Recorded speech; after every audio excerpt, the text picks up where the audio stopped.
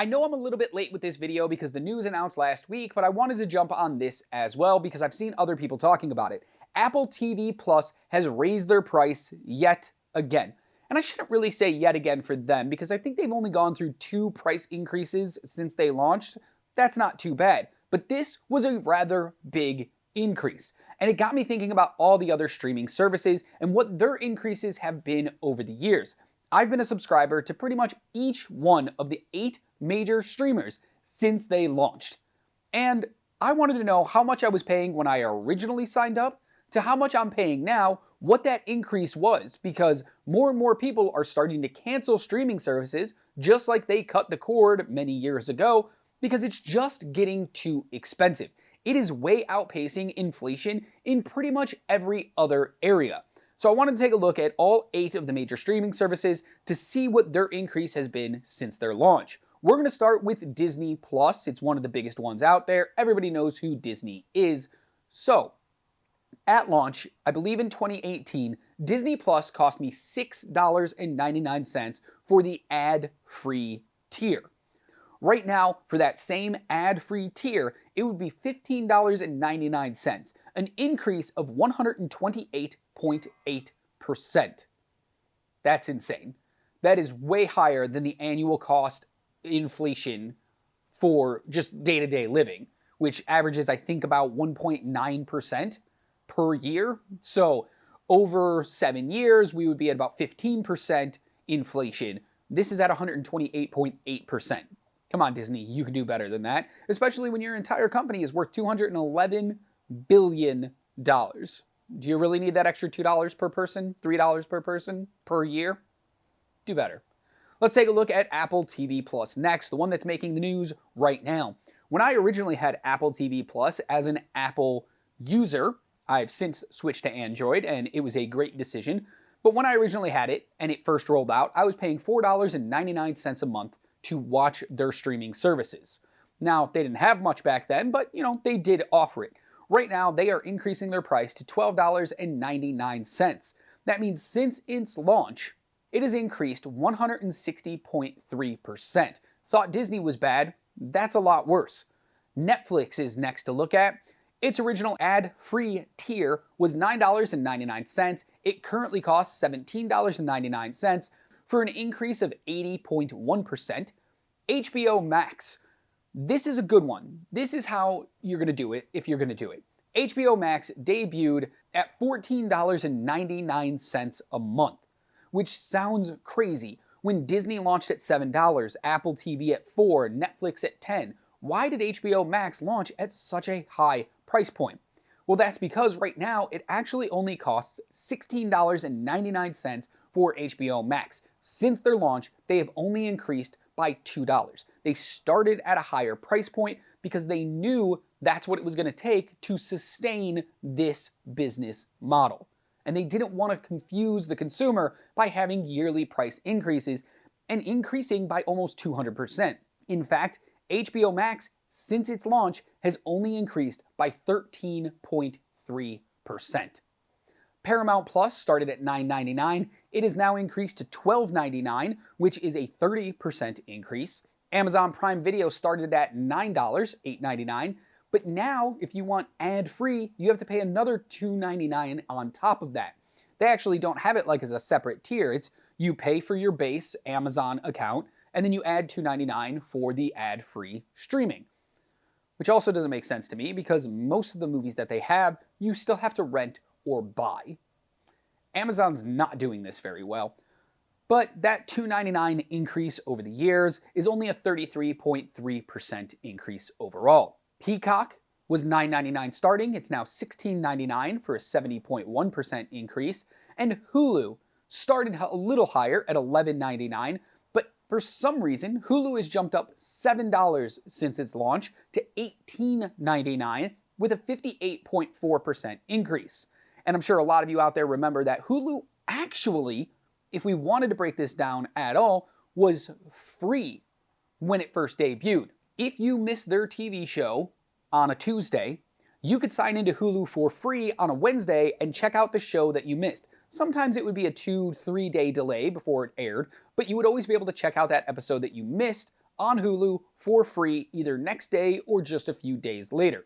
So if we're looking at it that way, you want to talk about ad-free tiers, it was free when Hulu first came about. So it would actually be about an 1,800% increase since then. What happened, Hulu? What happened? But it's insane to think about that they've had all of these increases over all these years because these companies are worth billions of dollars, if not trillions of dollars. Apple, who is the one increasing their price right now, that's getting this video and everybody talking, is worth $3.37 trillion.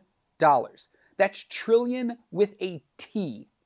It is like the seventh, somewhere in the top 10, I think it's around 5, 6, or 7, most company with the most worth.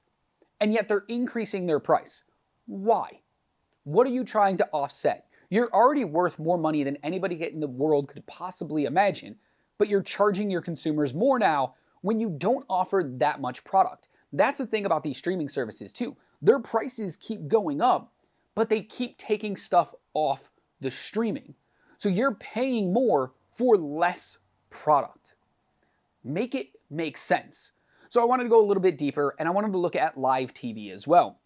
When a lot of people started to cut their cords, they were still looking for TV, just in a cheaper way. So I used to have YouTube TV. When I cut my cord, I went to YouTube TV. It was a pretty good service for a very long time. It actually is still a pretty good service with like unlimited DVR and recording and just scheduling out when to record. It's a pretty good service. But when it first started, it was $35 a month. When I just canceled it recently, it was $82.99 a month, an increase of 137.1% since its launch. And yet I was losing channels year to year. They would send me emails saying, hey, we're negotiating right now, but you're most likely going to lose the cooking channel or the baseball channel or whatever channel. So again, I was losing content, but paying more. And where else could you get this entertainment? Well, movie theaters. Streamers over the years have slowly taken people out of theaters, offering, watch these movies from home for a nice low price. But where in inflation does movie theaters lie? Well, I didn't go all the way back to like Netflix debuting their streaming in 2007. I just looked at the price of a movie ticket in 2015 versus the price of a movie ticket in 2025. We don't know exactly what the average price is. We won't know till the end of the year when all the numbers come in, but right now you can take a rough estimate at least. Back in 2015, the average price of a movie ticket in the United States was $8.43. Right now, it's about $11.50, which is only an increase of 36.4%. Prices are actually less inflated than most of these streaming services, and next year you're most likely going to pay more in each of these as well. I do have a theory that I want to propose right now before we end this video, and it's insane to think that 160% increase, 130% increase, 137% increase, I mean 80% is just way too high over the last like 7 years. That's a 10% increase year on year. If you got a 10% increase at your job on your salary, you'd be very happy. But if eggs went up 10%, milk went up 10% per year, you know how pissed you would be? More people should be pissed about these streaming services, but I believe there's an actual reason for it.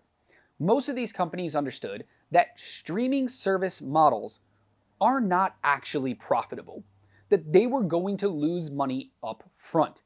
But they made all of these low price tiers because they wanted people to subscribe so that you would cut cable. You would stop going to movie theaters. You would rely solely on these streaming services to get your entertainment.